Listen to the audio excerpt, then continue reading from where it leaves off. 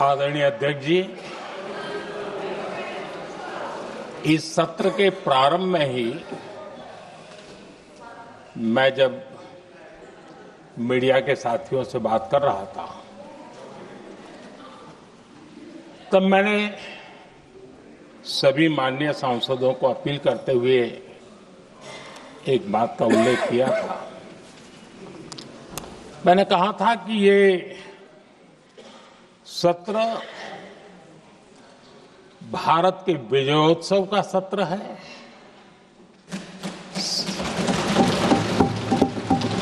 संसद का ये सत्र भारत के गौरवगान का सत्र है।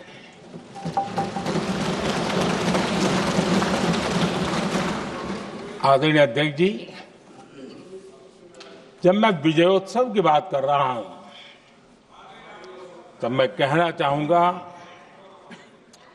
कि ये विजयोत्सव आतंकी हेडक्वार्टर्स को मिट्टी में मिलाने का है।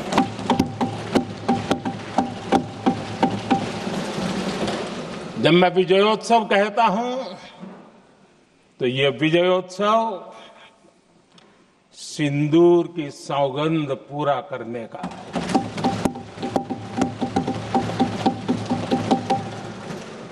मैं जब ये विजयोत्सव कहता हूं तो ये भारत की सेना के शौर्य और सामर्थ्य का विजय गाथा कह रहा है। जब मैं विजयोत्सव कह रहा हूं तो 140 करोड़ भारतीयों की एकता, इच्छा शक्ति, उसके एक अप्रतिम जीत का विजयोत्सव की बात करता हूं। आदरणीय अध्यक्ष जी, मैं इसी विजय भाव से इस सदन में भारत का पक्ष रखने के लिए खड़ा हुआ।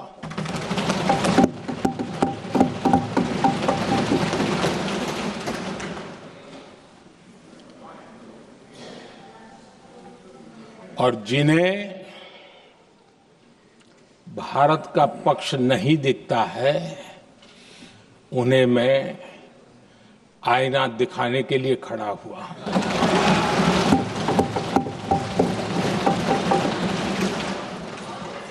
आदरणीय अध्यक्ष जी, मैं 140 करोड़ देशवासियों की भावनाओं में अपना स्वर मिलाने के लिए उपस्थित हुआ हूं। ये 140 करोड़ देशवासियों की भावना के जो गुंज है, जिस सदन में सुनाई दी है, मैं उसे अपना एक स्वर मिलाने खड़ा हुआ। आदरणीय अध्यक्ष जी, ऑपरेशन सिंदूर के दरमियान जिस प्रकार से देश के लोगों ने मेरा साथ दिया, मुझे आशीर्वाद दिए, देश की जनता मुझ पर कर्ज है। मैं देशवासियों का आभार व्यक्त करता हूं। मैं देशवासियों का अभिनंदन करता हूं। आदरणीय अध्यक्ष जी, 22 अप्रैल को पहलगाम में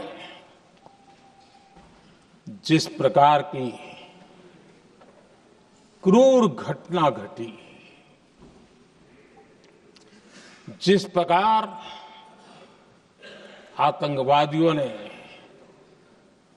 निर्दोष लोगों को उनका धर्म पूछ पूछ करके गोलियां मारी, ये क्रूरता की पराकाष्ठा थी। भारत को हिंसा की आग में झोंकने का ये सुविचारित प्रयास था। भारत में दंगे फैलाने की ये साजिश थी। मैं आज देशवासियों का धन्यवाद करता हूं कि देश ने एकता के साथ उस साजिश को नाकाम कर दिया।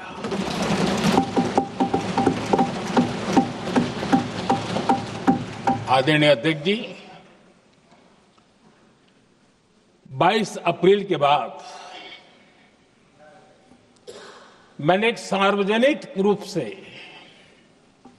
और विश्व को समझ में आए इसलिए कुछ अंग्रेजी में भी वाक्यों का प्रयोग किया था और मैंने कहा था कि हमारा संकल्प है, हम आतंकियों को मिट्टी में मिला देंगे।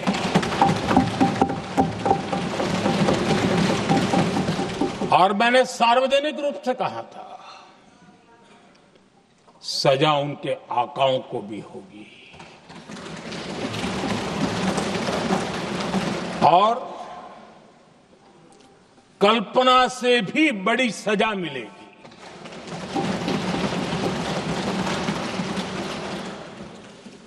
22 अप्रैल को मैं विदेश था, मैं तुरंत लौट के आया और आने के तुरंत बाद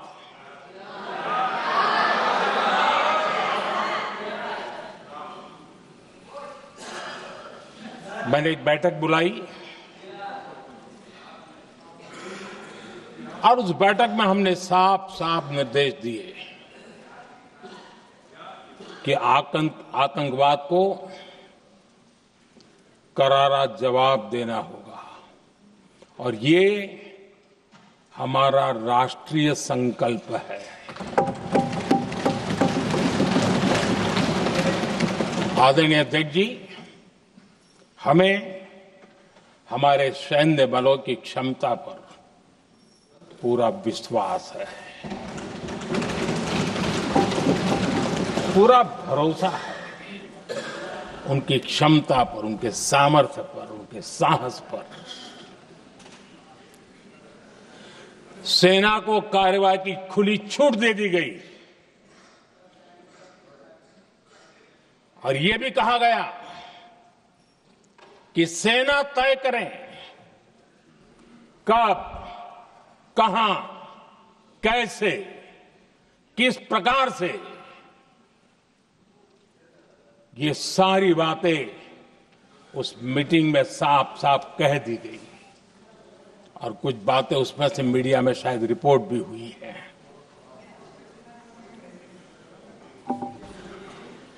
हमें गर्व है,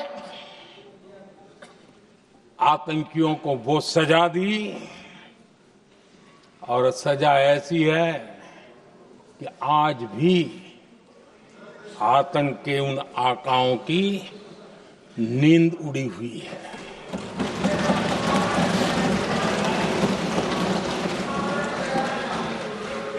आदरणीय अध्यक्ष जी, मैं हमारी सेना की सफलता के उससे जुड़े भारत के उस पक्ष को सदन के माध्यम से देशवासियों के सामने रखना चाहता हूं। पहला पक्ष, पहलगाम हमले के बाद से ही पाकिस्तानी सेना को अंदाजा लग चुका था कि भारत कोई बड़ी कार्रवाई करेगा। उनके तरफ से न्यूक्लियर की धमकियों के भी बयान आना शुरू हो चुके थे। भारत ने 6 मई रात और 7 मई सुबह जैसा तय किया था वैसी कार्रवाई की और पाकिस्तान कुछ नहीं कर पाया। 22 मिनट में 22 अप्रैल का बदला निर्धारित लक्ष्य के साथ हमारी सेना ने ले लिया। दूसरा पक्ष,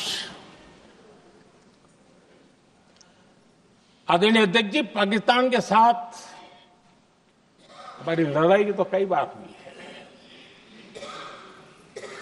लेकिन ये पहली ऐसी भारत की रणनीति बनी कि जिसमें पहले जहां कभी नहीं गए थे वहां हम पहुंचे, पाकिस्तान के कोने कोने में आतंकी अड्डों को धुआं धुआं कर दिया गया।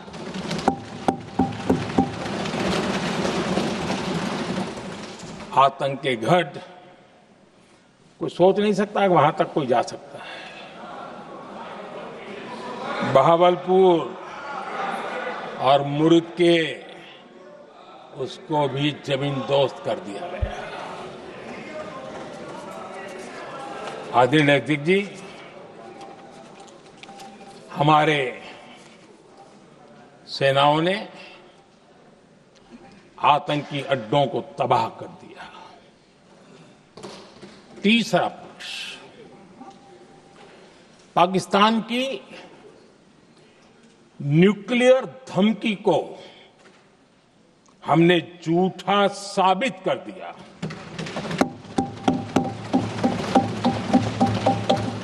भारत ने सिद्ध कर दिया कि न्यूक्लियर ब्लैकमेलिंग अब नहीं चलेगा और न ही ये न्यूक्लियर ब्लैकमेलिंग के सामने भारत झुकेगा।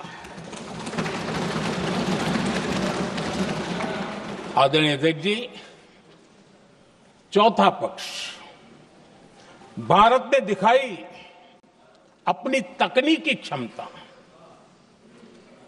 पाकिस्तान के सीने पर सटीक प्रहार किया। पाकिस्तान के एयरबेस एसेट्स को भारी नुकसान हुआ और आज तक उनके कई एयरबेस आईसीयू में पड़े हैं। आज टेक्नोलॉजी आधारित युद्ध का युग है। ऑपरेशन सिंदूर इस महारत में भी सफल सिद्ध हुआ है।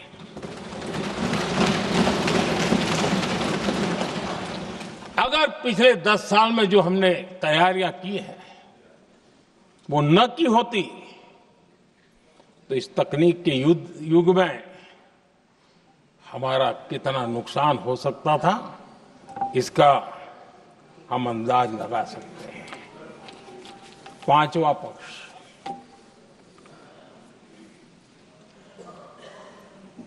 ऑपरेशन सिंदूर के दरमियान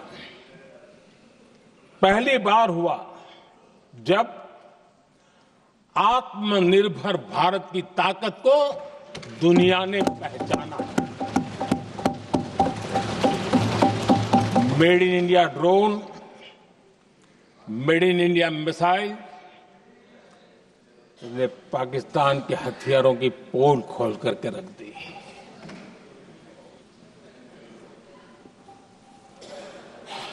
आदरणीय अध्यक्ष जी, और भी एक महत्वपूर्ण काम जो हुआ है, वैसे जब राजीव गांधी जी थे उस समय उनके जो एक डिफेंस का काम देखने वाले अमोस थे, उन्होंने जब मैंने सीडीएस की घोषणा की तो वो बहुत प्रसन्न होकर के मुझे मिलने आए थे और बहुत बहुत प्रसन्न थे वो। इस समय ऑपरेशन में नेवी, आर्मी, एयरफोर्स तीनों सेनाओं का जॉइंट एक्शन, इसके बीच की सिनर्जी, इसने पाकिस्तान के छक्के छुड़ा दिए।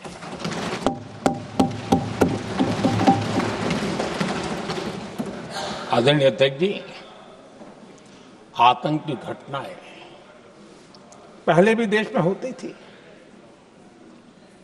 लेकिन पहले आतंकवादियों के मास्टरमाइंड निश्चिंत होते थे और वो आगे की तैयारी में लगे रहते थे। उनको पता था कुछ नहीं होगा। लेकिन अब स्थिति बदल गई है। अब हमले के बाद मास्टरमाइंड को नींद नहीं आती। उनको पता है कि भारत आएगा और मार के जाएगा।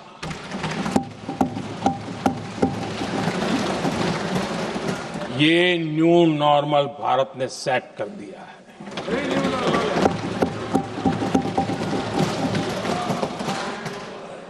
आदरणीय अध्यक्ष जी, दुनिया ने देख लिया कि हमारी कार्यवाही का दायरा कितना बड़ा, स्केल कितना बड़ा। सिंदूर से लेकर के सिंधु तक पाकिस्तान पर कार्रवाई की है। ऑपरेशन सिंदूर ने तय कर दिया कि भारत में आतंकी हमले की, उसके आकाओं को और पाकिस्तान को भारी कीमत चुकानी पड़ेगी। अब ऐसे ही नहीं जा सकता। आदरणीय अध्यक्ष जी, ऑपरेशन सिंदूर से स्पष्ट होता है कि भारत ने 3 सूत्र तय किए हैं।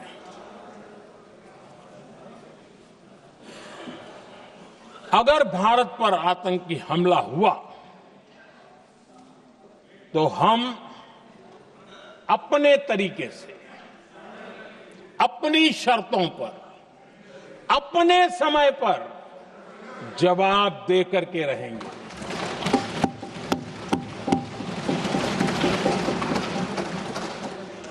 दूसरा, कोई भी न्यूक्लियर ब्लैकमेल अब नहीं चलेगा।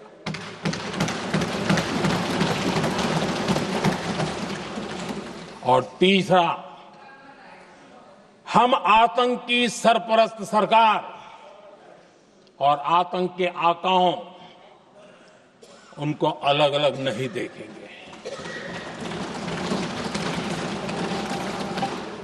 आदरणीय अध्यक्ष जी,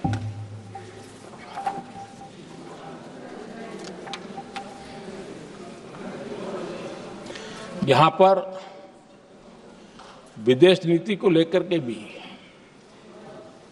काफी बातें कही गई हैं।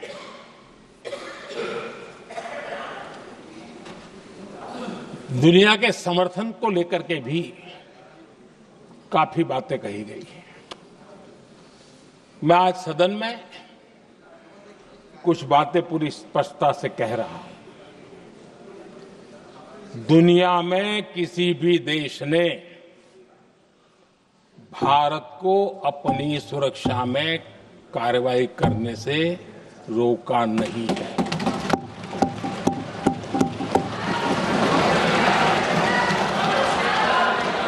संयुक्त राष्ट्र 193 कंट्रीज,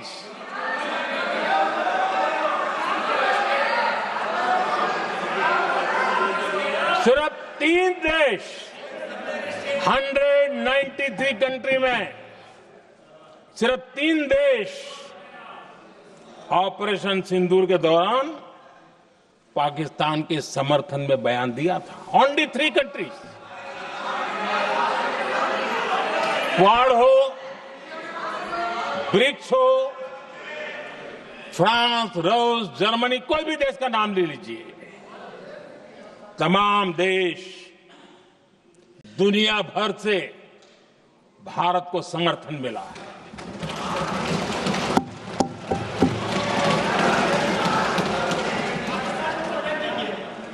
आदरणीय अध्यक्ष जी, दुनिया का समर्थन तो मिला, दुनिया के देशों का समर्थन मिला, माननीय है, लेकिन ये दुर्भाग्य है कि मेरे देश के वीरों के पराक्रम को कांग्रेस का समर्थन नहीं।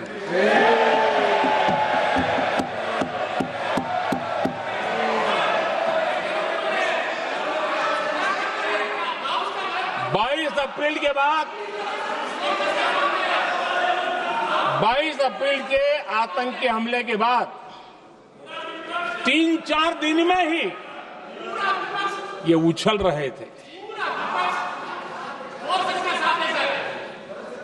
और कहना शुरू कर दिया,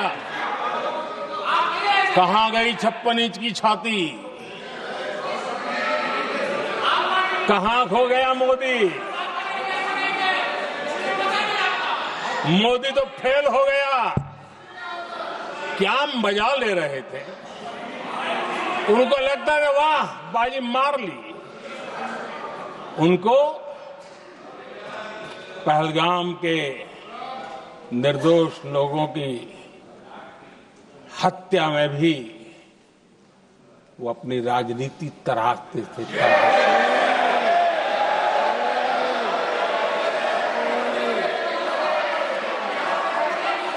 अपनी स्वार्थी राजनीति के लिए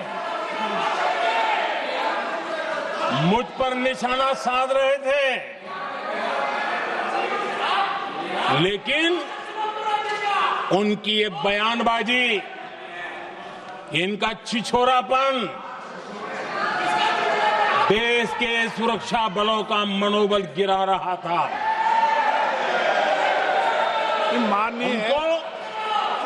माननीय प्रतिपक्ष के नेता, एक मिनट, प्रतिपक्ष के नेता आपकी बात सबने ध्यान से सुनी। आप बेटे कांग्रेस कर रहे हैं और कुछ नेताओं को से ये उचित नहीं है आपके लिए। न भारत के सामर्थ्य पर भरोसा है और न ही भारत की सेनाओं पर। इसलिए वो लगातार ऑपरेशन सिंदूर पर सवाल उठा रहे हैं। ऐसा करके आप लोग मीडिया में हेडलाइंस तो ले सकते हैं, लेकिन देशवासियों के दिलों में जगह नहीं बना सकते।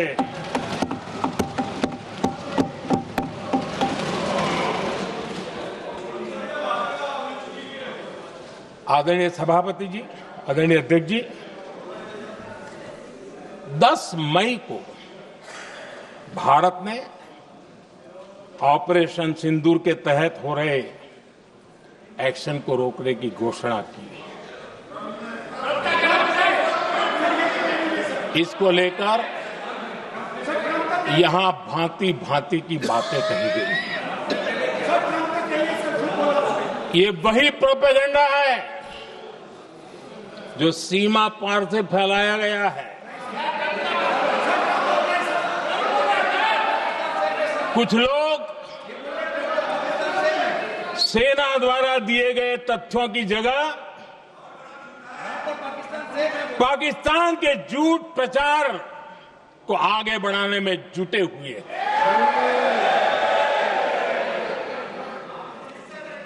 जबकि भारत का रुख हमेशा स्पष्ट रहा है। आदरणीय अध्यक्ष जी, कुछ चीजें मैं जरा स्मरण भी कराना चाहता हूं। जब सर्जिकल स्ट्राइक हुआ, उस समय हमने लक्ष्य तय किया था, हमारे जवानों को तैयार करके, कि हम उनके इलाके में जाकर के आतंकियों के जो लॉन्चिंग पैड है उनको नष्ट करेंगे। और सर्जिकल स्ट्राइक, एक रात के उस ऑपरेशन में हमारे लोग सूर्योदय होते होते काम पूरा करके वापस आए। लक्ष्य निर्धारित था कि ये करना है। जब बालाकोट एयर स्ट्राइक किया तो हमारा लक्ष्य तय था कि आतंकियों के जो ट्रेनिंग सेंटर्स है, इस बार हम उसको तबाह करेंगे, और हमने वो भी करके दिखाया। ऑपरेशन सिंदूर के समय हमारा लक्ष्य तय था और हमारा लक्ष्य था कि आतंक के जो एपी सेंटर है और पहलगाम के आतंकियों को जहां से पुरजोश योजना बनी, ट्रेनिंग मिली, व्यवस्था मिली, उस पर हमला करेंगे। हमने उनके नाभि पर हमला कर दिया।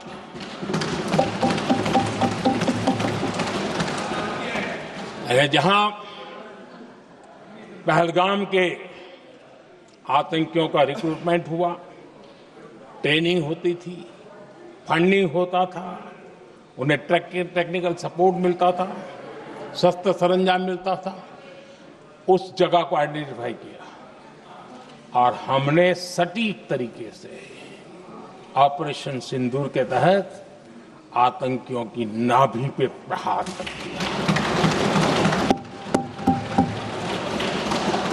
और आदरणीय अध्यक्ष जी, इस बार भी हमारी सेना ने 100% लक्ष्यों को हासिल करके देश के सामर्थ्य का परिचय दिया।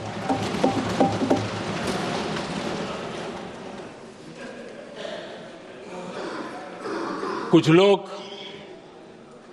जानबूझ करके कुछ चीजें भूलने में इंटरेस्टेड होते हैं। देश भूलता नहीं है, देश को याद है।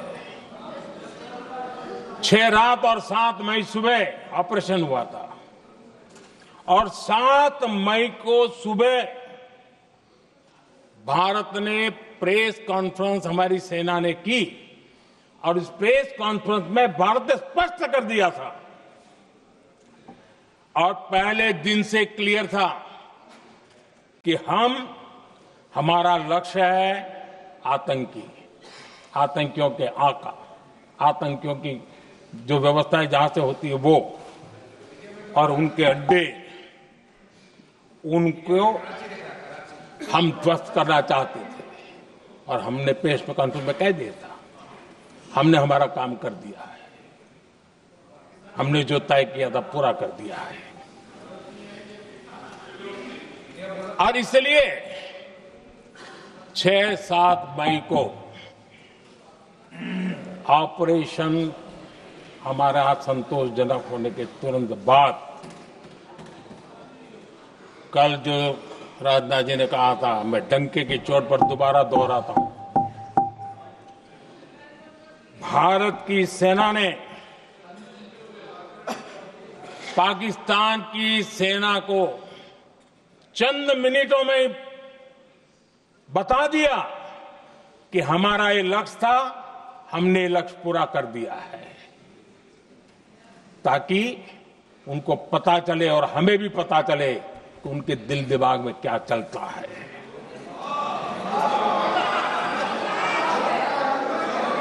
हमने अपना लक्ष्य 100% हासिल कर लिया था और पाकिस्तान में समझदारी होती तो आतंकियों के साथ खुलेआम खड़े रहने की गलती न करता।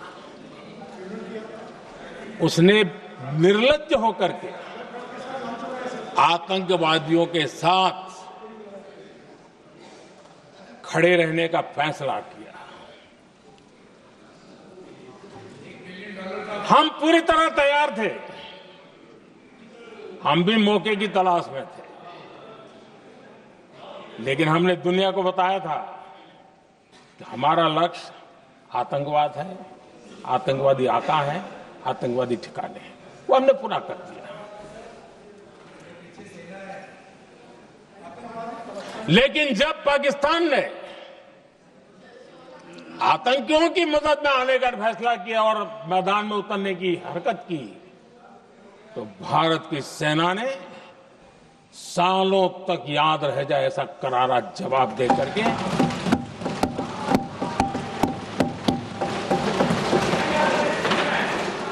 9 मई की मध्य रात्रि और 10 मई की एक प्रकार से सुबह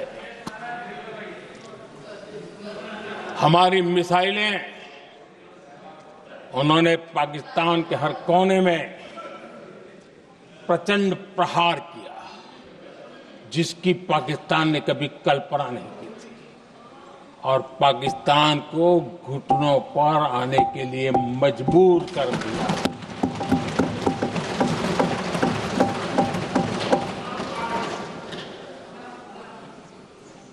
और आपने टीवी में भी देखा है, वहां से क्या बयान आते थे। पाकिस्तान के लोग, अरे मैं तो स्विमिंग पूल में नहा रहा था, कोई कह रहा था मैं तो दफ्तर जाने की तैयारी कर रहा था।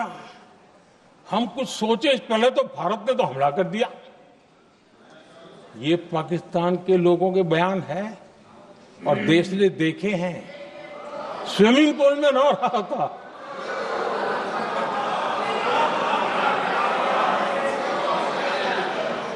और जब इतना कड़ा प्रहार हुआ, पाकिस्तान ने कभी सोचा तक नहीं था, तब जाकर के पाकिस्तान ने फोन करके डीजीएमओ के सामने फोन करके गुहार लगाई, बस करो, बहुत मारा, अब ज्यादा मार झेलने की ताकत नहीं है, प्लीज हमला रोक दो। ये पाकिस्तान के डीजीएमओ का फोन था। और भारत ने तो पहले दिन ही कह दिया था, 7 तारीख सुबह की प्रेस देख लीजिए, कि हमने हमारा लक्ष्य पूरा कर दिया है, अगर आप कुछ करोगे तो महंगा पड़ेगा। और आप धीरे ऐसे कैसे चलता है? प्लीज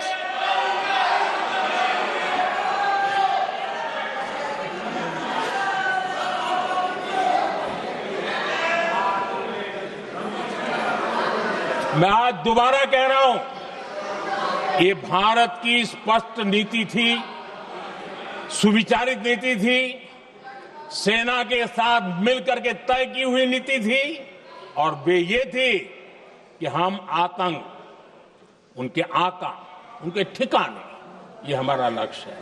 और हमने कहा, पहले दिन प्रेस कॉन्फ्रेंस में कहा है कि हमारा एक्शन नॉन एक्सीलेटरी है, ये हमने कह करके किया है।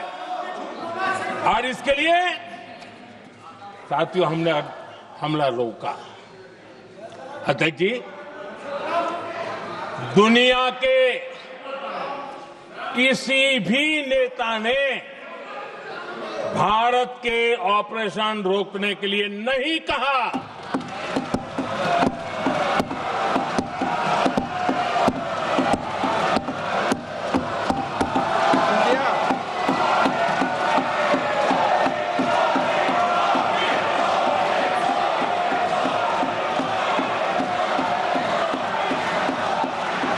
उसी दौरान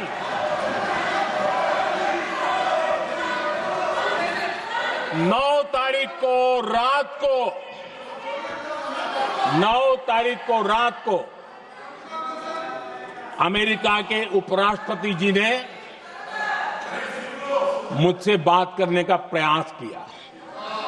वो घंटे भर कोशिश कर रहे थे, लेकिन मेरी सेना के साथ मीटिंग चल रही थी, तो मैंने उनका फोन उठा नहीं पाया। बाद में मैंने उनको कॉल बैक किया। मैंने कहा कि आपका फोन था, 3-4 बार आपका फोन आ गया, क्या है? तो अमेरिका के उपराष्ट्रपति जी ने मुझे फोन पे बताया कि पाकिस्तान बहुत बड़ा हमला करने वाला है, ये उन्होंने मुझे बताया। मेरा जो जवाब था, जिनको समझ नहीं आता है उनको तो नहीं आएगा,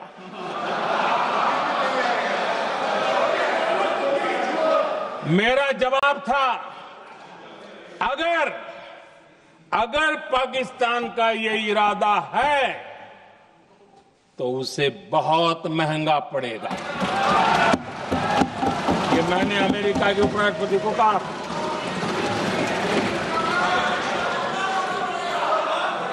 अगर पाकिस्तान हमला करेगा तो हम बड़ा हमला कर करके जवाब देंगे, ये मेरा जवाब था। और आगे मेरा एक वाक्य था, मैंने कहा था हम गोली का जवाब गोले से देंगे। ये 9 तारीख रात की बात है और 9 रात में और 10 सुबह हमने पाकिस्तान को सैन्य शक्ति को तहस नहस कर दिया था। और यही हमारा जवाब था, यही हमारा जज्बा था। और आज पाकिस्तान भी भली भांति जान गया है कि भारत का हर जवाब पहले से ज्यादा तगड़ा होता है।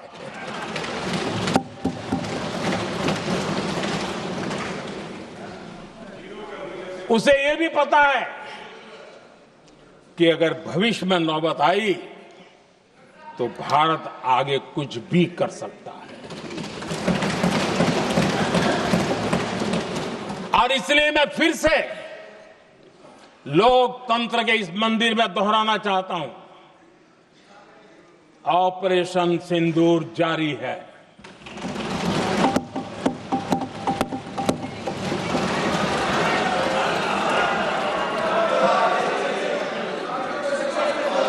पाकिस्तान ने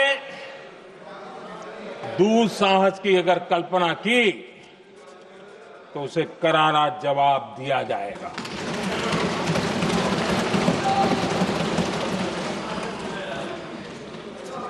आदरणीय अध्यक्ष जी, आज का भारत आत्मविश्वास से भरा हुआ है।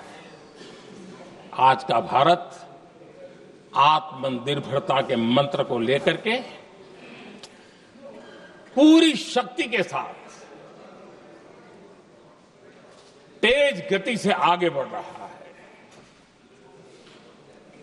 देश देख रहा है भारत आत्मनिर्भर बनता जा रहा है।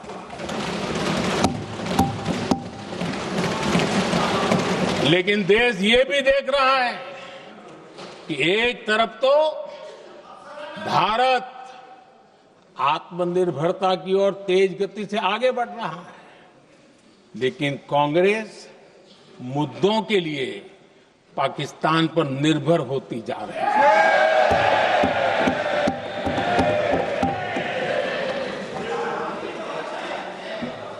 मैं आज पूरा दिन देख रहा था, जो 16 घंटे से जो चर्चा चल रही है, दुर्भाग्य से। प्लीज बैठिए, सब जवाब दे दिया आपका, आप सुनते नहीं, सबका जवाब दे दिया। प्लीज दुर्भाग्य से सुनिए जवाब। कांग्रेस को पाकिस्तान के मुद्दे इंपोर्ट करने पड़ रहे हैं।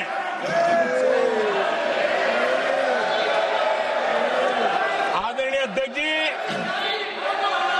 आज के वॉरफेयर में इंफॉर्मेशन और नैरेटिव्स की प्लीज बैठिए, बहुत बड़ी भूमिका है।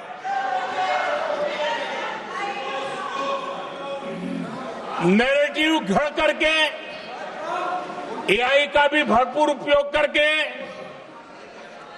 सेनाओं के मनोबल को कमजोर करने के खेल भी खेले जाते हैं। जनता के अंदर अविश्वास पैदा करने के भी भरपूर प्रयास होते हैं। दुर्भाग्य से कांग्रेस और उसके सहयोगी पाकिस्तान के ऐसे ही प्रपंच के प्रवक्ता बन चुके हैं।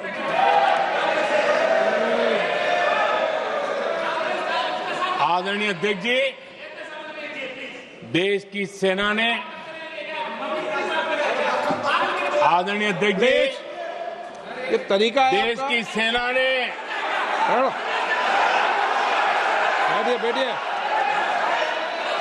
देश की नहीं, सेना ने चलेगा। सर्जिकल स्ट्राइक की। बैठिए।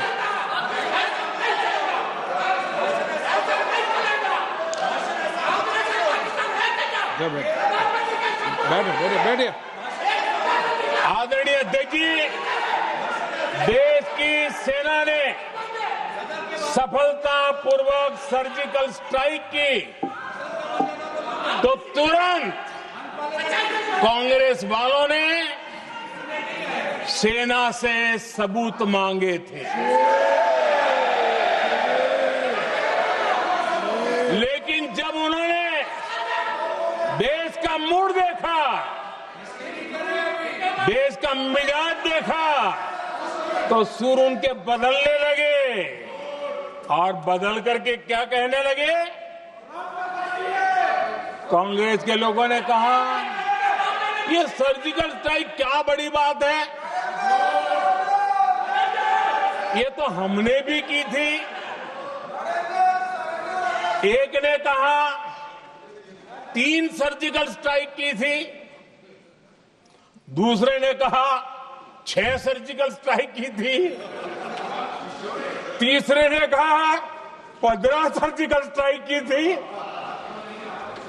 जितना बड़ा नेता उतना बड़ा आंकड़ा चल रहा था।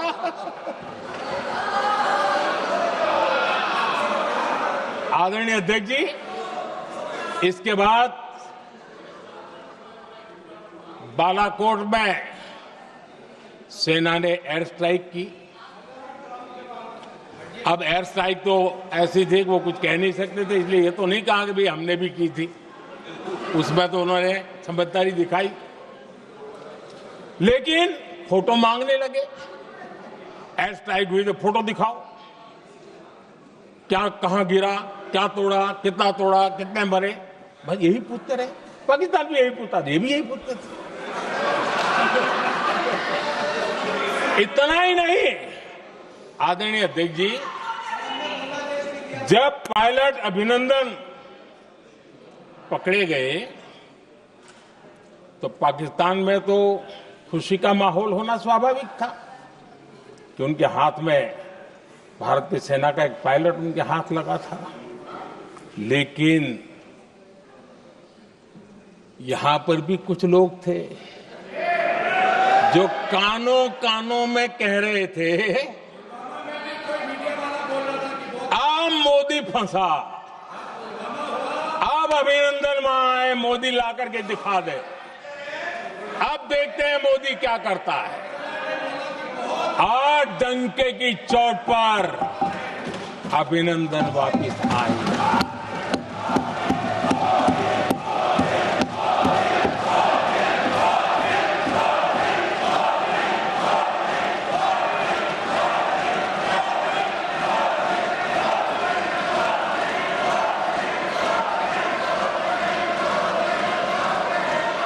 अभिनंदन को ले आए तो इनकी बोलती बंद हो गई।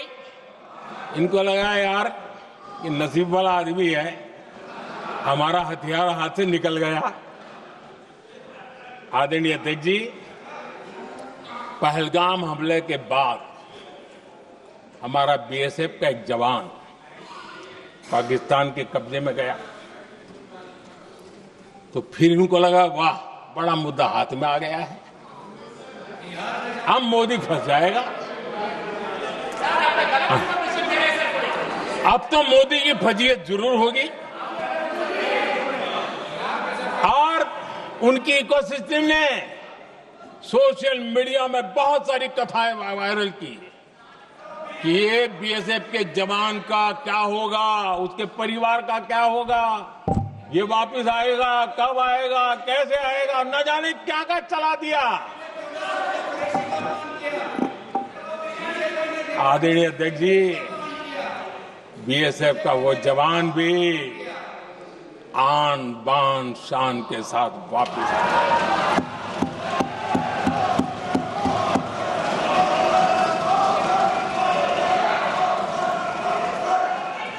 आतंकवादी रो रहे हैं, आतंकवादियों के आकार हो रहे हैं और उनको रोते देखकर यहां भी कुछ लोग रो रहे हैं।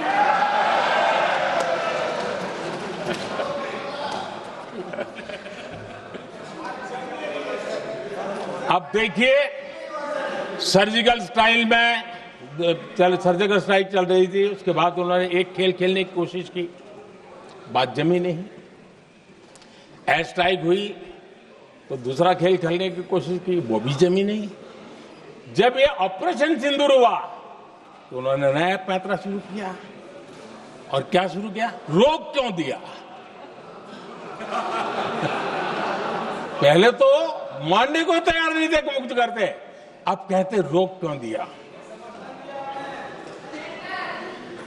वाह रे बयान बहादुरों,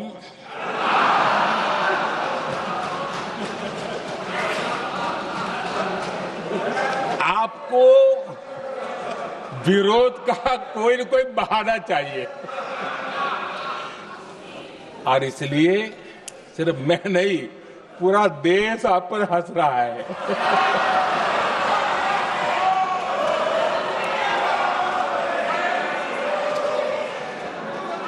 आदरणीय अध्यक्ष जी, सेना का विरोध, सेना के प्रति एक पता नहीं नेगेटिविटी, ये कांग्रेस का पुराना रवैया रहा। देश ने अभी अभी करगिल विजय दिवस मनाया, लेकिन देश पूरी तरह जानता है कि उनके कार्यकाल में और आज तक करगिल के विजय को कांग्रेस ने अपनाया नहीं है। न करगिल विजय दिवस मनाया है, न करगिल विजय का गौरव किया। इतिहास साक्षी है अध्यक्ष जी। जब डोकलाम में सैन्य हमारा शौर्य दिखा रहा था, तब कांग्रेस के नेता चुपके चुपके किससे ब्रीफिंग लेते थे, वो सारी दुनिया अब जान गई।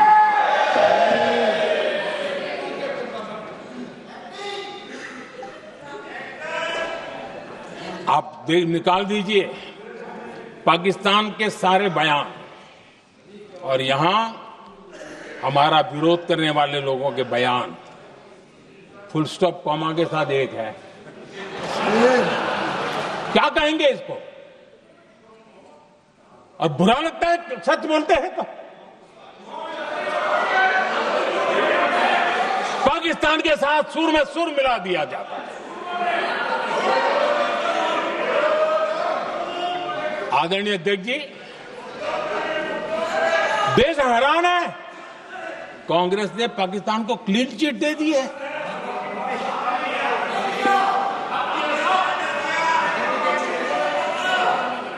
उनकी ये हिम्मत, और इनकी आदत जाती नहीं है, ये हिम्मत कि पहलगाम के आतंकी पाकिस्तानी थे, इसका सबूत दो।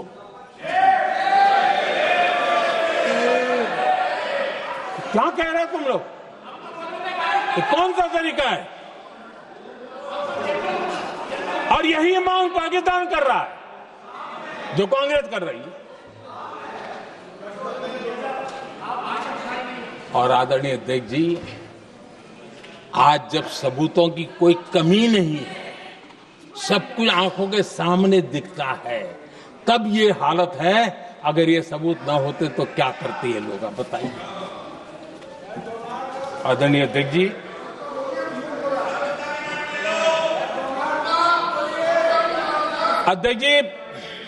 ऑपरेशन सिंदूर के एक पार्ट की तरफ तो चर्चा भी बहुत होती है, ध्यान भी जाता है, लेकिन देश के लिए कुछ गौरव की क्षणें होती हैं, ताकत के परिचय होता है, उसकी तरफ भी ध्यान जाना बहुत आकर्षित है।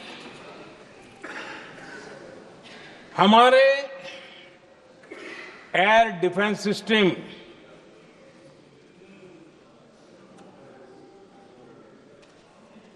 दुनिया में इसकी चर्चा है। हमारे एयर डिफेंस सिस्टम ने पाकिस्तान की मिसाइल और ड्रोन्स उसको तिनके की तरफ बिखेर दिया था।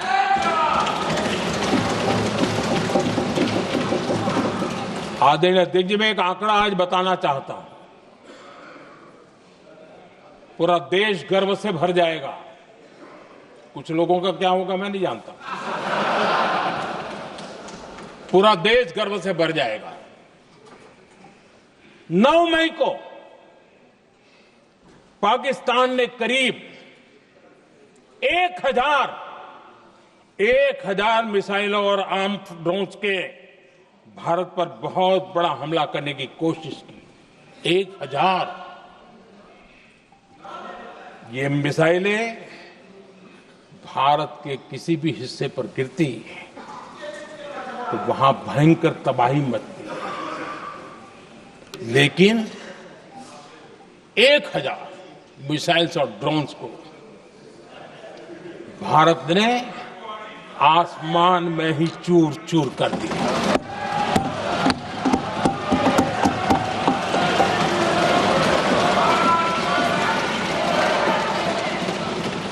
हर देशवासी को इससे गर्व हो रहा।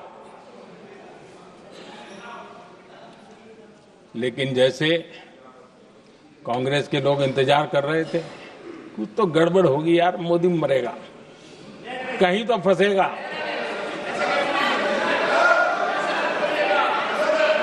पाकिस्तान ने आदमपुर एयरबेस पर हमले का झूठ फैलाया, उस झूठ को बेचने की भरपूर कोशिश की, पूरी ताकत लगा दी। मैं अगले ही दिन आदमपुर पहुंचा और खुद जाकर के उनके झूठ को मैंने बेनकाब कर दिया। तब जाकर के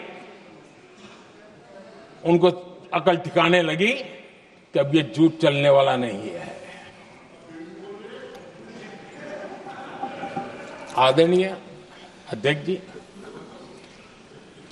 जो हमारे छोटे दलों के साथी हैं, जो राजनीति में नए हैं, उनको कभी शासन में रहने का अवसर नहीं मिला, उनसे कुछ बातें निकलती मैं समझ सकता हूं। लेकिन कांग्रेस पार्टी ने इस देश में लंबे समय तक राज किया है, उसको शासन की व्यवस्थाओं का पूरा पता है, उन चीजों से वो निकले हुए लोग हैं, उनके लिए शासन व्यवस्था क्या होती इसकी समझ पूरी है, अनुभव है उनके पास। उसके बाद भी विदेश मंत्रालय तुरंत जवाब दे, उसको स्वीकारना नहीं। विदेश मंत्री जवाब दे, इंटरव्यू दे, बार बार बोले, उसको स्वीकारना नहीं। गृह मंत्री बोले, रक्षा मंत्री बोले, किसी पर भरोसा नहीं। जिसने इतने सालों तक राज किया, उनको देश की व्यवस्थाओं पर अगर भरोसा नहीं है, तब शक उठता है कि क्या हालत हो गई है इनकी। आदरणीय अध्यक्ष जी, अब कांग्रेस का भरोसा पाकिस्तान के रिमोट कंट्रोल से बनता है और बदलता है।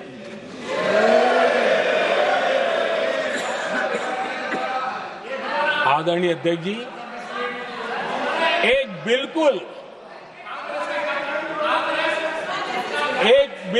कांग्रेस के नए सदस्य, यानी उनको तो क्षमा करनी चाहिए, नए सदस्य को क्या कहेंगे, लेकिन कांग्रेस के आका जो उनको लिख करके देते हैं और उनसे बुलवाते हैं, खुद में हिम्मत नहीं है, उनसे बुलवाते हैं कि ऑपरेशन सिंदूर ये तो तमाशा था, ये आतंकवादियों ने जिन 26 लोगों को मौत के घाट उतारा था ना, उस भयंकर क्रूर घटना पर ये तेजाब छिड़कने वाला पाप है। तमाशा कहते हो? आपकी असहमति हो सकती है, और ये कांग्रेस के नेता बुलवाते हैं।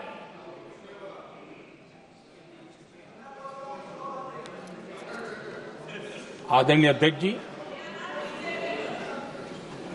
पहलगाम के हमलावरों को कल हमारे सुरक्षा बलों ने ऑपरेशन महादेव करके अपने अंजाम तक पहुंचाया।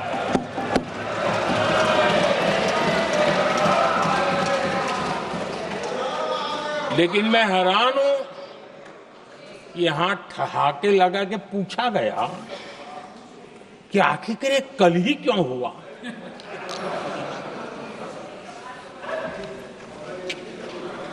अब ये क्या हो गया है मुझे समझ नहीं आ रहा है। क्या ये ऑपरेशन के लिए कोई सावन महीने का सोमवार ढूंढा गया था क्या? क्या हो गया है इन लोगों को? हताशा, निराशा इस हद तक।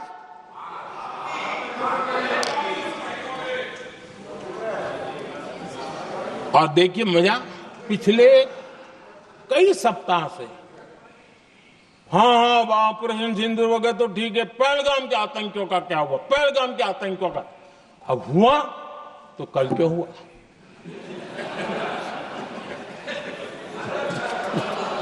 और कल ही क्यों हुआ? क्या हाल है अध्यक्ष जी का। आदरणीय अध्यक्ष जी,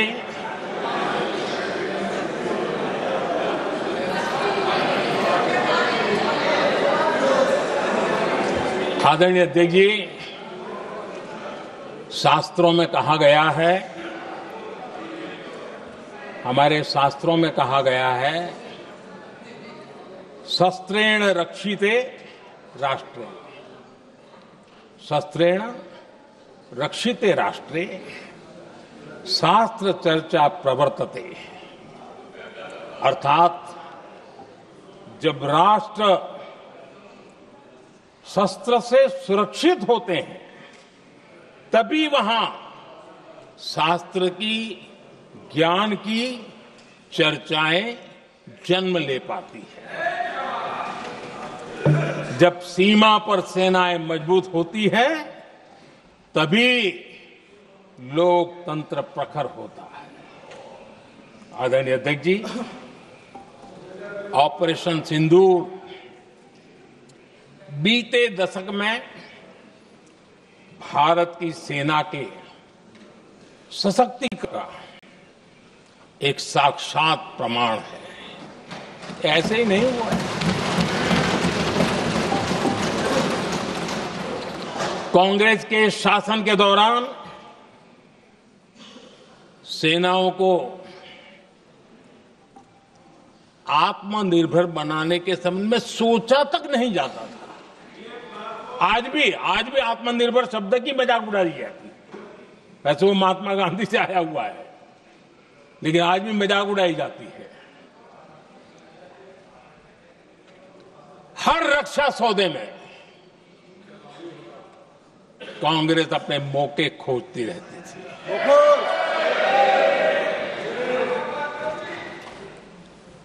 छोटे छोटे हथियारों को लिए विदेशों पर निर्भरता, ये इनका कार्यकाल रहा है।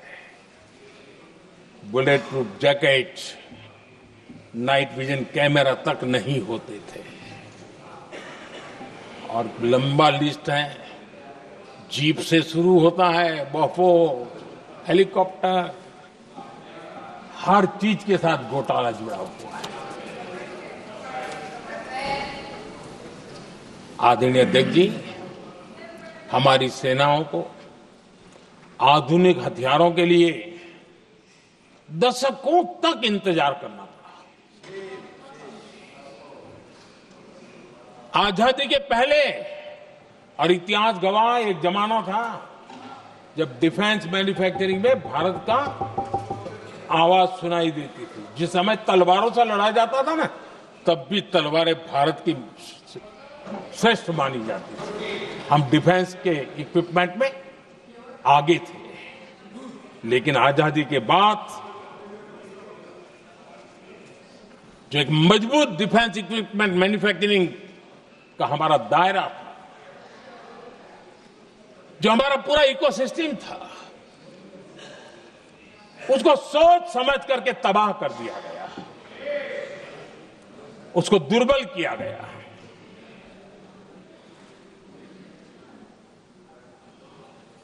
रिसर्च और मैन्युफैक्चरिंग के लिए रास्ते बंद कर दिए गए। अगर इसी नीति पर हम चलते तो भारत इस 21वीं सदी में ऑपरेशन सिंदूर के संबंध में सोच भी नहीं सकता। यह हालत करके रखा हुआ था उन्होंने। भारत को सोचना पड़ता कि अगर कोई एक्शन लेना है तो शस्त्र कहां से मिलेंगे, साधन कहां से मिलेगा, बारूद कहां से मिलेगा, समय पर मिलेगा या नहीं मिलेगा, बीच बचाव में रुकता नहीं जाएगा, ये टेंशन पालना पड़ता है।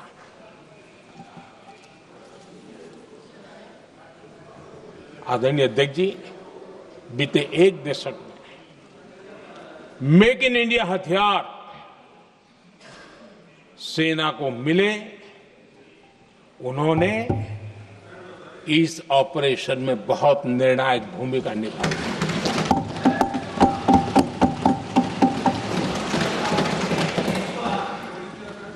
आदरणीय अध्यक्ष जी,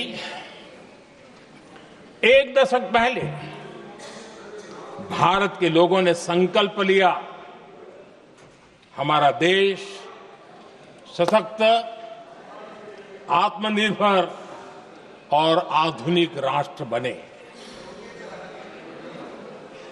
रक्षा, सुरक्षा, हर क्षेत्र में बदलाव के लिए एक के बाद एक ठोस कदम उठाए गए, सीरीज ऑफ रिफॉर्म्स किए गए और देश में सेना में जो रिफॉर्म्स हुए हैं, जो आजादी के बाद पहली बार हुए।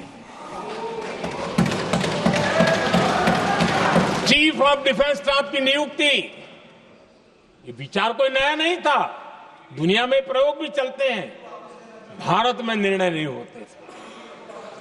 हमने, ये बहुत बड़ा रिफॉर्म था, हमने किया और बहुत ही, मैं हमारी तीनों सेनाओं का अभिनंदन करता हूं कि इस व्यवस्था को उन्होंने दिल से सहयोग किया है, दिल से स्वीकार किया है। सबसे बड़ी ताकत ज्वाइंटनेस और इंटीग्रेशन की इस समय नेवी हो, एयरफोर्स हो, आर्मी हो, ये इंटीग्रेशन और ज्वाइंटनेस ने हमारी ताकत को अनेक गुना बढ़ा दिया और उसका परिणाम भी हमें नजर में आया है, ये हमने करके दिखाया।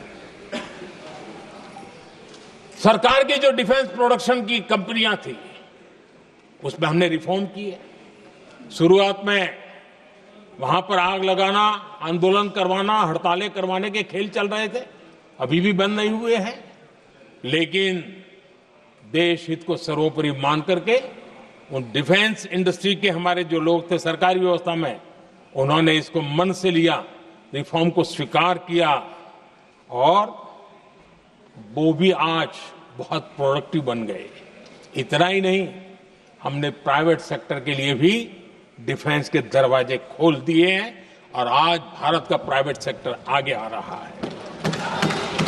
आज स्टार्टअप्स डिफेंस के क्षेत्र में हमारे 27-30 साल के नौजवान, टियर 2, टियर 3 सिटी के नौजवान, कई कुछ जगह तो बेटियां स्टार्टअप का नेतृत्व कर रही है। डिफेंस के सेक्टर में सैकड़ों की तादाद में आज स्टार्टअप काम कर रहे हैं। ड्रोन्स, एक प्रकार से मैं कह सकता हूं, ड्रोन्स की जितनी भी एक्टिविटी हमारे देश में हो रही है, शायद एवरेज 30-35 की उम्र होगी जो लोग कर रहे हैं, वो सारे लोग, और सैकड़ों की तादाद में कर रहे हैं। और उसका ताकत, क्योंकि इनका भी योगदान था इसमें, जिन्होंने इस प्रकार के प्रोडक्शन किए हैं, और वो हमें ऑपरेशन सिंदूर में बहुत काम आए। मैं उन सबके प्रयासों को बहुत साधुवाद करता हूं और मैं उनको विश्वास दिलाता हूं, आगे बढ़िए, अब देश रुकने वाला नहीं है। आदरणीय अध्यक्ष जी, डिफेंस सेक्टर में मेक इन इंडिया ये नारा नहीं था। हमने इसके लिए बजट पॉलिसी में जो परिवर्तन करना था, जो नए इनिशिएटिव ले रहे थे, वो नए इनिशिएटिव लिए।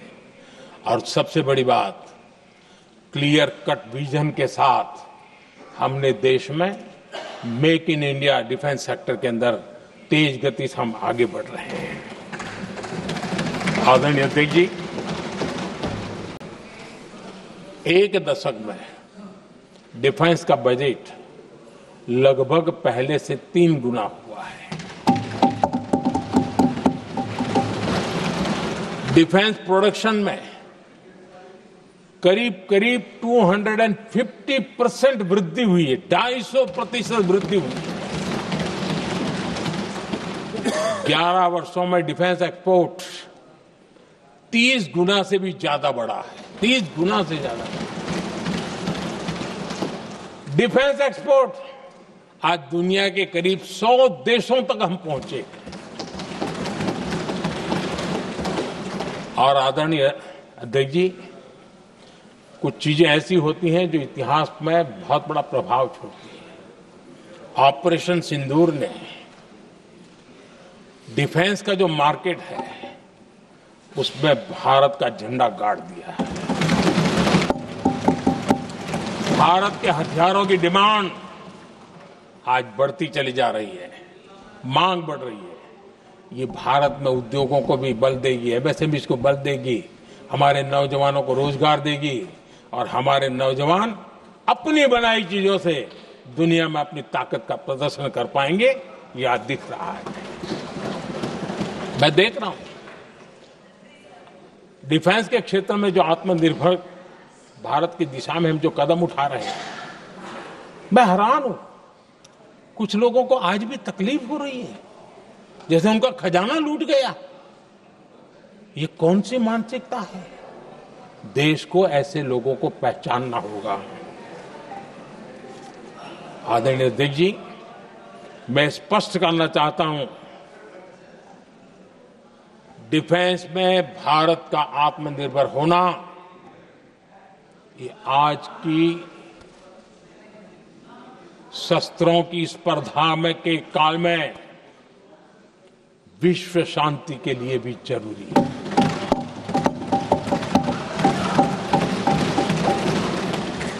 मैं पहले भी कह चुका हूं, भारत युद्ध का नहीं बुद्ध का देश है। हम समृद्धि शांति चाहते हैं, लेकिन हम ये कभी न भूले कि समृद्धि का और शांति का रास्ता शक्ति से ही गुजरता है।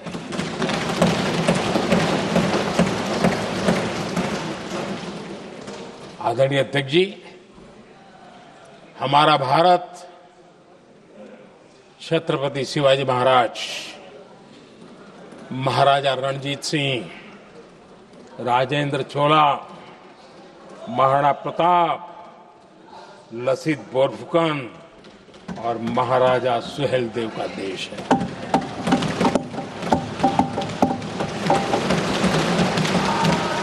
आदरणीय अध्यक्ष जी, हम विकास और शांति के लिए सामरिक सामर्थ्य पर भी फोकस करते हैं।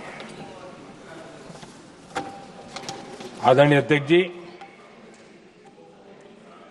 कांग्रेस के पास नेशनल सिक्योरिटी का विजन पहले था और आज तो सवाल ही नहीं उठता है।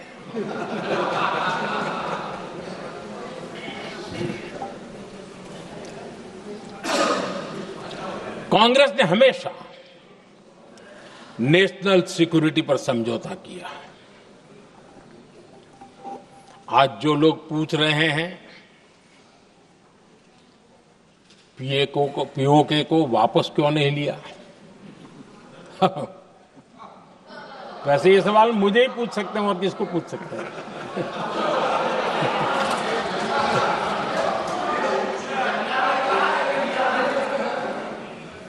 लेकिन इसके पहले जवाब देना होगा पूछने वालों को। किसकी सरकार ने पीओके पर पाकिस्तान को कब्जा करने का अवसर दिया। जवाब साफ है, जवाब साफ है। जब भी मैं नेहरू जी की चर्चा करता हूं तो कांग्रेस और उसका पूरा इकोसिस्टम बिलबिला जाता है, पता नहीं क्या है।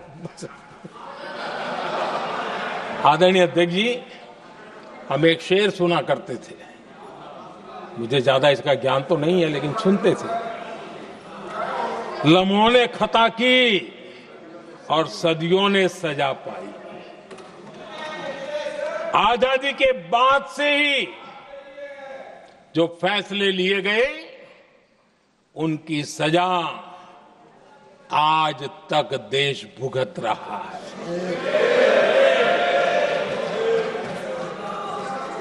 यहां बार बार एक बात का जिक्र हुआ और मैं फिर से करना चाहूंगा।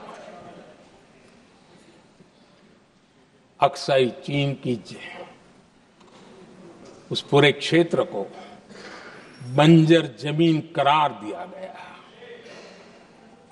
ये कह करके तो बंजर है। देश की 38,000 वर्ग किलोमीटर जमीन हमें खोनी पड़ी।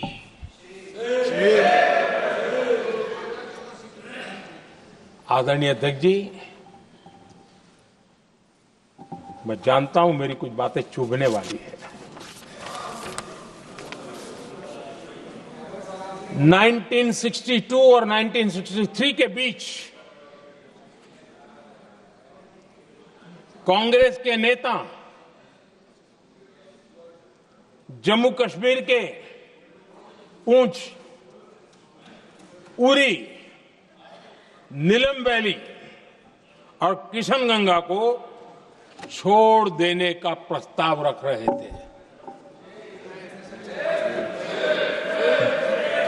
भारत की भूमि, आदरणीय अध्यक्ष जी, और वो भी लाइन ऑफ पीस के नाम पर किया जा रहा था। 1966 रण ऑफ कच्छ पर इन्हीं लोगों ने मध्यस्थता स्वीकार की। ये था उनका राष्ट्रीय सुरक्षा का विजन। एक बार फिर उन्होंने भारत का करीब 800 वर्ग किलोमीटर क्षेत्र पाकिस्तान को सौंप दिया, जिसमें छड़बेट भी शामिल है, कि कहीं उसको छड़ा बेट भी कहते हैं। 1965 की जंग में हाजीपीर पास को हमारी सेना ने वापस जीत लिया था, लेकिन कांग्रेस ने उसे फिर लौटा दिया।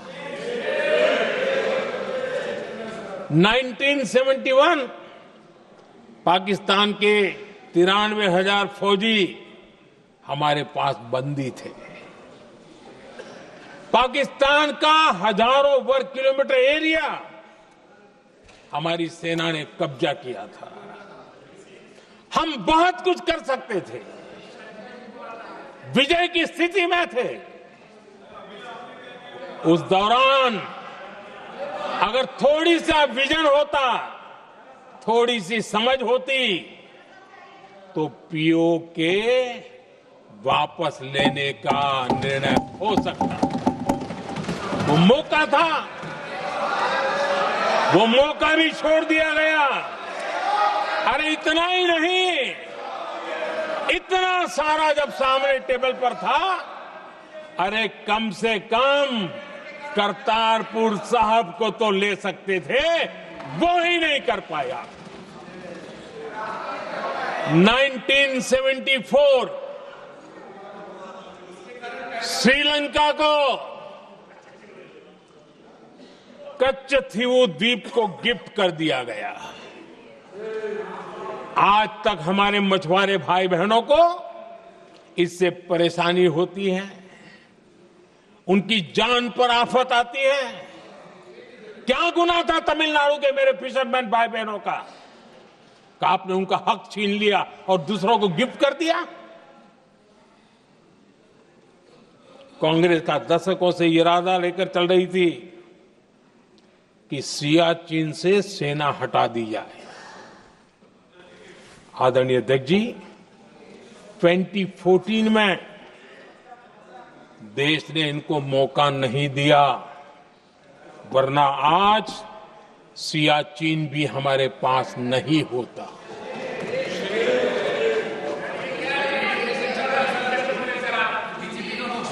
आदरणीय अध्यक्ष जी, आजकल कांग्रेस के जो लोग हमें डिप्लोमेसी का पाठ पढ़ा रहे हैं, मैं उन्हें उनकी डिप्लोमेसी याद दिलाना चाहता हूं, ताकि उनको भी कुछ याद रहे, पता चले। 26/11 जैसे भयंकर हमले के बाद बहुत बड़ा आतंकी हमला था। कांग्रेस का पाकिस्तान से प्रेम नहीं रुका। इतनी बड़ी घटना 26/11 की हुई थी। विदेशी दबाव में हमले के कुछ हफ्तों के भीतर ही कांग्रेस सरकार ने पाकिस्तान से बातचीत शुरू कर दी। आदरणीय अध्यक्ष जी, कांग्रेस सरकार ने 26/11 की इतनी बड़ी घटना के बाद भी एक भी डिप्लोमेट को भारत से बाहर निकालने की हिम्मत नहीं की। छोड़ो, इधर एक वीजा तक कैंसिल नहीं किया, एक वीजा तक कैंसिल नहीं कर पाए थे। देश पर पाकिस्तानी स्पॉन्सर बड़े बड़े हमले होते गए, लेकिन यूपीए सरकार ने पाकिस्तान को मोस्ट फेवर्ड नेशन का दर्जा देकर रखा था। वो कभी वापस नहीं लिया था। एक तरफ देश मुंबई के हमले का ये न्याय मांग रहा था, दूसरी तरफ कांग्रेस पाकिस्तान के साथ व्यापार करने में लगी थी।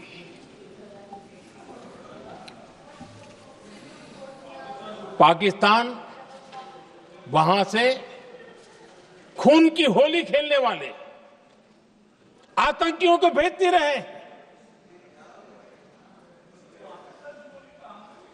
और कांग्रेस यहां अमन की आश के मुशायरे किया करती थी।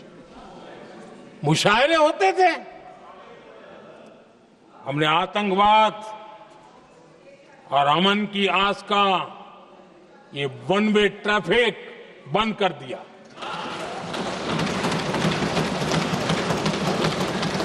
हमने पाकिस्तान का MFN का दर्जा रद्द किया, वीजा बंद किया। हमने अटारी वाघा बॉर्डर को बंद कर दिया। आदरणीय अध्यक्ष जी,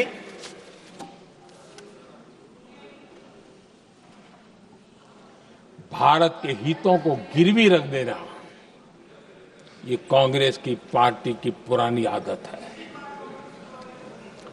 इसका सबसे बड़ा उदाहरण सिंधु जल समझौता है।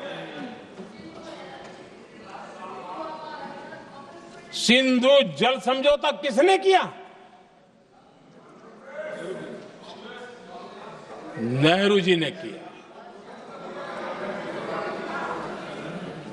और मामला किससे जुड़ा था? भारत से निकलने वाली नदियां, हमारे यहां से निकली हुई नदियां, उसका वो पानी था। और वो नदियां हजारों साल से भारत की सांस्कृतिक विरासत रही है, भारत की चैतन्य शक्ति रही है। भारत को सुजलाम सुफलाम बनाने में उन नदियों का बहुत बड़ा योगदान रहा है। सिंधु नदी जो सदियों से भारत की पहचान हुआ करती थी, उसी से भारत जाना जाता था। लेकिन नेहरू जी और कांग्रेस ने सिंधु और झेलम जैसी नदियों पर विवाद के लिए पंचायत किसको दी? वर्ल्ड बैंक को दी।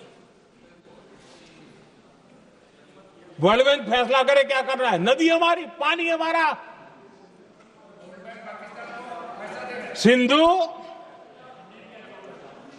सिंधु जल समझौता सीधा सीधा भारत की अस्मिता और भारत के स्वाभिमान के साथ किया गया बहुत बड़ा धोखा था।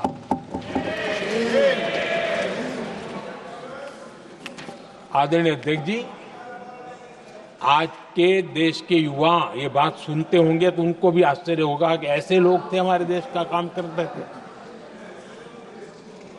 नेहरू जी ने इस ट्रीटी करी और क्या किया? ये जो पानी था, जो नदियां थी, जो भारत से निकल रही थी, उन्होंने 80% पानी पाकिस्तान को देने के लिए वो राजी हो गए। और इतना बड़ा हिंदुस्तान, उसको सिर्फ 20% पानी। कोई मुझे समझाए भाई ये कौन सी बुद्धिमानी थी, कौन सा देश हित था, कौन सी डिप्लोमेसी थी, क्या हालत करके बना के रखा था आप लोगों ने। इतनी बड़ी आबादी वाला हमारा देश, हमारे यहां से निकलती हुई ये नदियां, और सिर्फ 20% पानी, और 80% पानी उन्होंने उसको दिया जो देश खुलेआम भारत को अपना दुश्मन करार कर देता रहा है, दुश्मन कहता रहा। और ये पानी पर किसका हक था?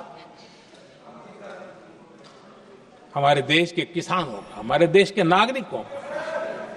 हमारा पंजाब, हमारा जम्मू कश्मीर देश के एक बहुत बड़े हिस्से को इन्होंने पानी के संकट में धकेल दिया, इस एक कारण से। और राज्यों के भीतर भी पानी को लेकर के आपस में संघर्ष पैदा हुई है, प्रतिस्पर्धा पैदा हुई, और उनका जिस पर हक था उस पर पाकिस्तान मौज करता रहा। और ये दुनिया में अपनी डिप्लोमेसी के पाठ पढ़ाते रहते हैं। आदरणीय अध्यक्ष जी, अगर ये ट्रीटी न होती तो पश्चिमी नदियों पर कई बड़ी परियोजनाएं बनती। पंजाब, हरियाणा, राजस्थान और दिल्ली, वहां के किसानों को भरपूर पानी मिलता, पीने के पानी की कोई समस्या नहीं रहती। औद्योगिक प्रगति के लिए भारत बिजली बना पाता। इतना ही नहीं, नेहरू जी ने इसके उपरांत करोड़ों रुपए भी दिए ताकि पाकिस्तान नहर बना सके।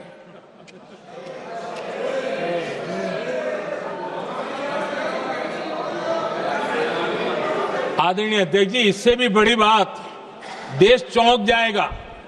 ये चीजें छिपाई गई है, दबा दी गई है। कहीं भी बांध बनता है तो उसमें एक मैकेनिज्म होता है उसकी सफाई का, डीसिल्टिंग का। उसमें जो मिट्टी भर जाती है, बाकी घास वगैरह आकर के भर जाता है तो उसकी कैपेसिटी कम होती है, तो उसकी सफाई के लिए यानी इनबिल्ट व्यवस्था होती है। नेहरू जी ने पाकिस्तान के कहने पर यह शर्त स्वीकार की है कि इन बांध में जो मिट्टी आएगी, कूड़ा कचरा आएगा और बांध भर जाएगा, इसकी सफाई नहीं कर सकते। डिसिल्टिंग नहीं कर सकते हैं। बांध हमारे यहां, पानी हमारा, लेकिन निर्णय पाकिस्तान का कि आप डिसिल्टिंग नहीं कर सकते। इतना ही नहीं, जब इस बार मैं डिटेल में गया तो एक बांध तो ऐसा है कि जहां ये डिसिल्टिंग के लिए जो गेट होता है ना, उसको वेल्डिंग कर दिया गया है ताकि कोई गलती से भी खोल करके वो मिट्टी को निकाल ना दे। पाकिस्तान ने नेहरू जी से लिखवा दिया था कि भारत बिना पाकिस्तान की मर्जी अपने बांधों में जमा होने वाली मिट्टी साफ नहीं करेगा, डिसिल्टिंग नहीं करेगा। ये समझौता देश के खिलाफ था और बाद में नेहरू जी को भी ये गलती माननी पड़ी। इस समझौते में निरंजन दास गुलाटी करके एक सज्जन उसमें जुड़े हुए थे। उन्होंने एक किताब लिखी है। उस किताब में उन्होंने लिखा है कि फरवरी 1961 में नेहरू ने उनसे कहा था, गुलाटी, मुझे उम्मीद थी कि यह समझौता अन्य समस्याओं के समाधान का रास्ता खोलेगा, लेकिन हम वहीं हैं जहां पहले थे। ये नेहरू जी ने कहा। नेहरू जी केवल तत्कालिक प्रभाव देख पा रहे थे, इसलिए उन्होंने कहा कि हम वहीं के वहीं हैं, लेकिन सच्चाई ये कि इस एग्रीमेंट के कारण देश बहुत पिछड़ गया, देश बहुत पीछे चल गया और देश का बहुत नुकसान हुआ। हमारे किसानों को नुकसान हुआ, हमारी खेती को नुकसान हुआ। और नेहरू जी उस डिप्लोमेसी को जानते थे जिसमें किसान का कोई वजूद ही नहीं था। यह हाल करके रखा था उन्होंने। आदरणीय अध्यक्ष जी, पाकिस्तान आगे दशकों तक भारत के साथ युद्ध और छद्म युद्ध, प्रॉक्सी वॉर करता ही रहा, लेकिन कांग्रेस की सरकारों ने बाद में भी सिंधु जल समझौते की तरफ देखा तक नहीं, नेहरू जी की गलती को सुधारा तक नहीं। आदरणीय अध्यक्ष जी, लेकिन अब भारत ने पुरानी गलती को सुधारा है, ठोस निर्णय लिया है। भारत ने नेहरू जी द्वारा किए गई बहुत बड़ी ब्लंडर, सिंधु जल समझौते को देश हित में, किसानों के हित में एबेंस में रख दिया है। देश का अहित करने वाला ये समझौता अब इस रूप में आगे नहीं चल सकता। भारत ने तय कर दिया है, खून और पानी साथ साथ नहीं बह सकते।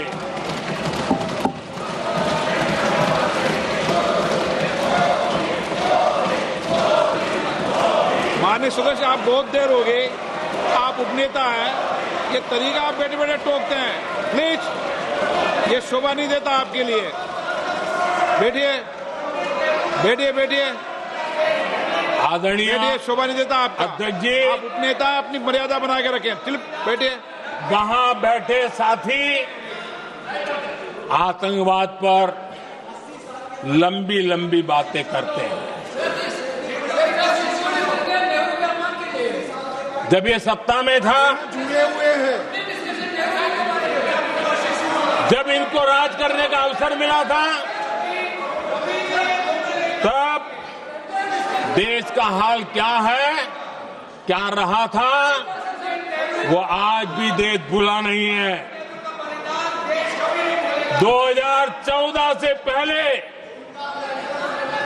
देश में असुरक्षा का जो माहौल था, अगर वो आज याद भी करे ना तो लोग सिहर जाते हैं। आदरणीय अध्यक्ष जी, हम सबको याद है, जो नई पीढ़ी के बच्चे हैं उनको पता नहीं है, हम सबको पता है। हर जगह पर अनाउंसमेंट होता था, रेलवे स्टेशन पर जाओ, बस स्टैंड पर जाओ, एयरपोर्ट पर जाओ, बाजार में जाओ, मंदिर में जाओ, कहीं पर भी जाओ, जहां भी भीड़ होती है, कोई भी लावारिस चीज दिखे छूना मत, पुलिस को तुरंत जानकारी देना, वो बम हो सकता है। हम 2014 तक यही सुनते आए थे, ये हालात करके रखा था। देश के कोने कोने में यही हाल था। माहौल ये था कि जैसे कदम कदम पर बम बिछे हैं और खुद को ही नागरिकों ने बचाना है, उन्होंने हाथ ऊपर कर दिए थे, अनाउंस कर दिया। आदरणीय अध्यक्ष जी, कांग्रेस की कमजोर सरकारों के कारण देश को कितनी जानें गंवानी पड़ी, हमें अपनों को खोना पड़ा। आदरणीय अध्यक्ष जी, आतंकवाद पर लगाम लगाई जा सकती थी। हमारी सरकार ने 11 साल में ये करके दिखाया, एक बहुत बड़ा सबूत है। 2004 से 14 के बीच जो आतंक की घटनाएं होती थी, उन घटनाओं में बहुत बड़ी कमी आई है। इसलिए देश भी जानना चाहता है, अगर हमारी सरकार आतंकवाद पर नकेल कस सकती है तो कांग्रेस सरकारों की ऐसी कौन सी मजबूरी थी कि आतंकवाद को फलने फूलने दिया। आदरणीय अध्यक्ष जी, कांग्रेस के राज में आतंकवाद अगर फला फूला है तो उसका एक बड़ा कारण इनकी तुष्टीकरण की राजनीति है, वोट बैंक की राजनीति है। जब दिल्ली में बाटला हाउस एनकाउंटर हुआ, कांग्रेस के एक बड़ी नेता के आंख में आंसू थे, आतंकवादी मारे गए इसके कारण। और वोट पाने के लिए इस बात को हिंदुस्तान के कोने कोने में पहुंचाया गया। आदरणीय अध्यक्ष जी, 2001 में देश की संसद पर हमला हुआ था। तब कांग्रेस के एक बड़े नेता ने अफजल गुरु को बेनिफिट ऑफ डाउट देने की बात कही थी। आदरणीय अध्यक्ष जी, मुंबई में 26/11 का इतना बड़ा आतंकी हमला हुआ, एक पाकिस्तानी आतंकी जिंदा पकड़ा गया। पाकिस्तान की मीडिया ने, दुनिया ने यह स्वीकार किया कि यह पाकिस्तानी है, लेकिन यहां कांग्रेस पार्टी इतना बड़ा पाकिस्तान का पाप, इतना बड़ा पाकिस्तानी आतंकी हमला, और ये क्या खेल खेल रहे थे? वोट बैंक की राजनीति के लिए क्या कर रहे थे? कांग्रेस पार्टी इसको भगवा आतंक सिद्ध करने में जुटी हुई है।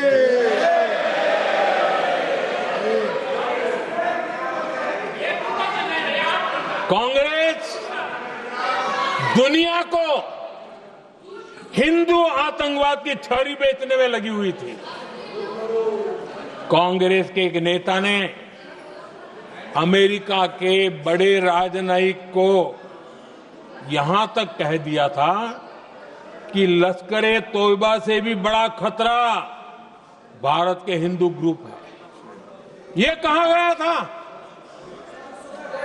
तुष्टीकरण के लिए कांग्रेस ने जम्मू कश्मीर में भारत का संविधान, बाबा साहब आंबेडकर का संविधान, उसे जम्मू कश्मीर में पैर नहीं रखने दिए, इन्होंने घुसने नहीं दिया, उसे बाहर रखा।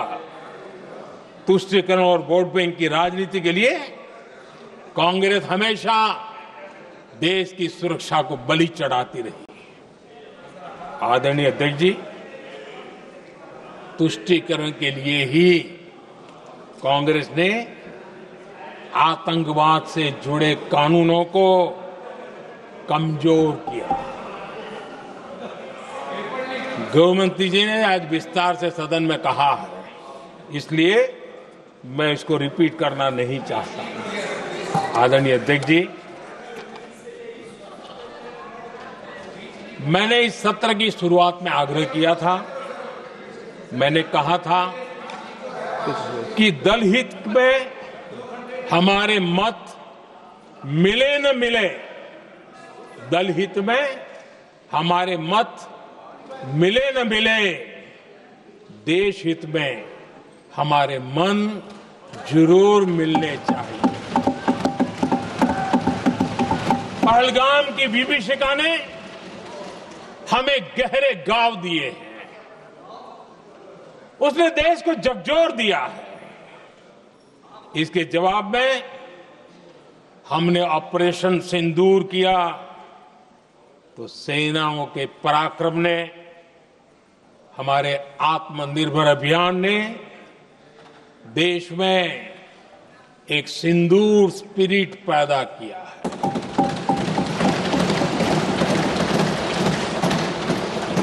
ये सिंदूर स्पिरिट हमने तब भी देखी जब दुनिया भर में हमारे प्रतिनिधि मंडल भारत की बात बताने गए।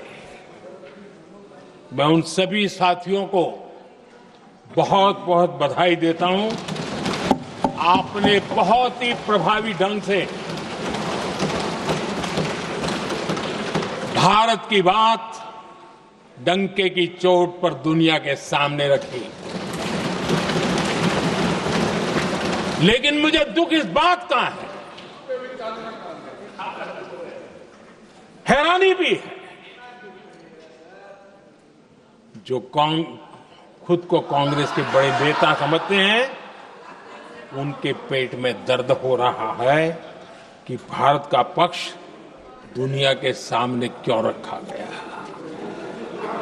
शायद कुछ नेताओं को सदन में बोलने पर भी पाबंदी लगा दी गई। आदरणीय अध्यक्ष जी, इस मानसिकता से बाहर निकलने की जरूरत है। कुछ पंक्तियां मेरे मन में आती हैं, मैं अपने भाव व्यक्त करना चाहता हूं। आदरणीय अध्यक्ष जी, करो चर्चा और इतनी करो, करो चर्चा और इतनी करो कि दुश्मन दहशत से दहल उठे, दुश्मन दहशत से दहल उठे। रहे ध्यान बस इतना ही, रहे ध्यान बस इतना ही, मान सिंदूर और सेना का प्रश्नों में भी अटल रहे। हमला मां भारती पर हुआ अगर, तो प्रचंड प्रहार करना होगा। दुश्मन जहां भी बैठा हो, हमें भारत के लिए ही जीना होगा। मेरा कांग्रेस के साथियों से आग्रह है कि एक परिवार के दबाव में पाकिस्तान को क्लीन चिट देना बंद कर दें। जो देश की विजय की क्षण है, कांग्रेस उसे देश के उपहास का क्षण न बनाएं। कांग्रेस अपनी गलती सुधारें। मैं आज सदन में फिर स्पष्ट करना चाहता हूं, अब भारत आतंक की नर्सरी में ही आतंकियों को मिट्टी में मिलाएगा।